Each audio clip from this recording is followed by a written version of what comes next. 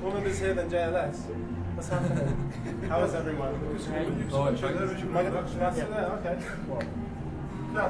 She's wearing my hat today. Do you guys travel far? Yarmouth. Yarmouth? Okay, cool. Fantastic. You know what? I don't, but it's I'm sure I've been there, or I will go there soon. It's on the East Coast. No. Cool. So there you go. There you go. So you guys not enjoying Ali Maz outside? No.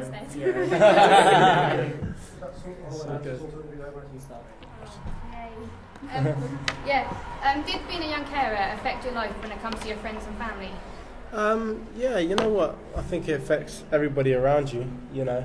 But I think for me it was one of those things where, you know, you almost don't know that you're a young carer because you just do what you feel you're supposed to do, and you know that's look after, you know, in my case my mother, you know, and for me that was the main thing, that I just wanted to make sure everyone was all right and make sure my brothers and my sisters didn't have to take the burden and I take responsibility. But you know, of course it makes people frustrated and you know, and obviously it's very taxing, and sometimes the person that you're caring for feels like you know, you're spending your whole life looking after them when you should be going out and doing your own thing. But such is life, and you know, you just have to adjust to whatever situation or scenario you're in, and that's what I did, quite naturally. Did you get any help or support when you were a young carer? Yeah, I got support from my friends, my family, and obviously when I met the rest of the boys, Marvin, Aston and JB, that gave me a lot of support as well. So which was nice, and you know, and I think having something outside of my home, which was a little bit more positive for me to focus on, was a thing that I think really helped more than anything else. This is an Oritse Football Club announcement. What sort of pressures did you face? Pressures. Like, you know, as I said, when I mean, I was 12 years old when I started caring for my mum. So, you know, at that time, I don't know if you really feel or know what pressure is. You just do what you have to do. I felt more pressure when I went into the X Factor and I wasn't able to be there as much as I was, and I had been for so many years. You know, I used to cook every day for my family, you know, clean, you know, do the washing up, you know, everything, look after my mum. And suddenly I was, you know, in the X Factor on this big TV show, and I couldn't get out of it. So, you know, I think I felt more pressure then, not being able to do all the things I was used to do. Did you ever just want a normal life? Because I feel that I just want a normal life because my mum's got MS and it pretty much controls our lives. Yeah. Well, I think the thing about it is that it's about facing reality. You know, I always used to ask myself, you know, why can't this change? Why can't it be different? But that is what it is. But I think it's important to find time for yourself outside of the time that you spend, you know, dedicating, you know, your life to looking after your mum and stuff like that. It's always important to find something else, whether it be, I don't know, whether a Saturday you go to the cinema and that's what you do that Saturday. Do you know what I mean? With your friends, and that's what it is. As I said, like for me, it was JLS. That's what I had. I had to go to rehearsals and focus on my music. But you know, I think it's important to definitely find something that's your time and make sure that you focus on you. You know. How do people your age react to you being a carer? A lot of people are surprised. A lot of people were surprised because for a long time I didn't really say anything. Because as I said, it didn't feel like anything different than what anybody else was doing. It was just what I had to go through in my life. Do you know what I mean? But then you kind of realise when people start asking you and the way they react to when you start telling them about what you've been through, that actually is not so normal, and actually is quite different in a unique situation. And everybody's situation is unique. I've always felt like I think my mum has always helped me because she never ever you know, she always says, you know what, I want you lot to do what you have, you know, your kids, I want you guys to fulfill your dreams, you know, don't focus on me. And if for it to, that's a lot easier when the person who's being cared for isn't so demanding or doesn't think of, you know, doesn't think that they're actually, you know, a burden. And I think that definitely helps. myself. Yeah, I find that music really helps me at home to like relax, like different music for different moods. What sort of stuff helped you to relax to get through the day? Singing.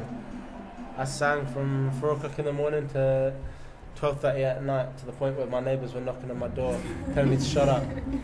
So yeah, that helped me, and dancing, and my brothers and my sisters, we all used to do Jackson 5 routines and stuff.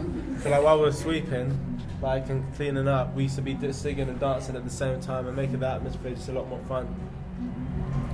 Did you ever get angry because you couldn't do the things you wanted to do? Yeah, definitely. I think there's times where you get down, you get angry, and you get upset, and sometimes you have a little tear, you have a little cry to yourself, and that's all okay. And I think it's important to let out that emotion. You know, I don't think anyone can ever say that you should not be angry, or should not be upset, or you should not want more time for yourself, or you shouldn't want a different life. But you know, I think that's very, very normal.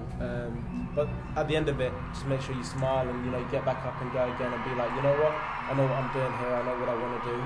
And, you know, as I said, find time for yourself, you know, and make sure that the atmosphere is good for everybody that's living in your household. Did you ever think, like, why was the responsibility left with you? I took the responsibility upon myself. So I never actually thought, why is it left with me? And I'm the oldest of my siblings, and I just wanted them to just, you know, not be affected by it at all. You know, and I just wanted to take it all on board myself, which actually I realised maybe wasn't the right thing to do, because I went to the next. Shut up! I actually realised it wasn't. Get this a bit closer. So I actually realised that you know, that wasn't. I actually realised that wasn't the right thing to do. You know, maybe it's important to share the responsibility, so that if I'm not around, or, you know, you're not around, that there's somebody else there that can share that. When you had to take care of not only yourself but the rest of your family, did you ever find yourself getting frustrated and taking it out on everyone else? I never took it out on anyone else, but I did get frustrated at times. But it seemed it just seemed quite natural for me to just do what I had to do. But I can understand why many people would get frustrated and you know, feel all the responsibilities on their shoulders. It's not an easy thing to look after another person, especially when you're a young person wanting to, you know, to do your own things and live your own life.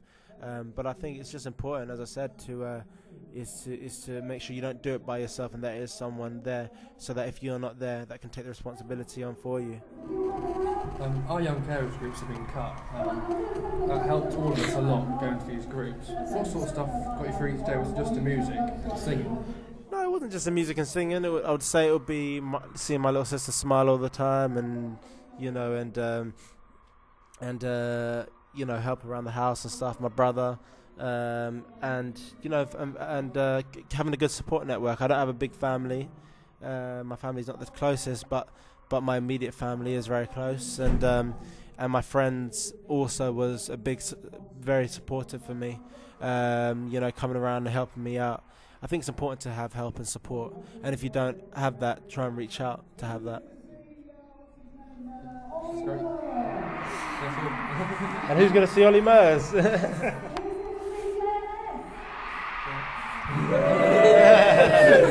Are you guys excited? Yeah? You know where you're sitting yet? We got, all seats. Okay, cool. We've all been given a pitch band, so. Oh, there you go. It's going to be good. Well, every seat in the house is a good seat. That's what I can guarantee. Trust me. What advice would you give to young people in that situation where their parents have been diagnosed with MS? Well, what advice I'd give to you know, carers who are looking after somebody is, like I said, you know, don't feel like you're the only one. There are others out there. Yeah, there are other people out there going through what you're going through. Just make sure that you know that, and make sure that you stay strong, keep smiling, and you know, and try and bring as much happiness and fun to the household as possible.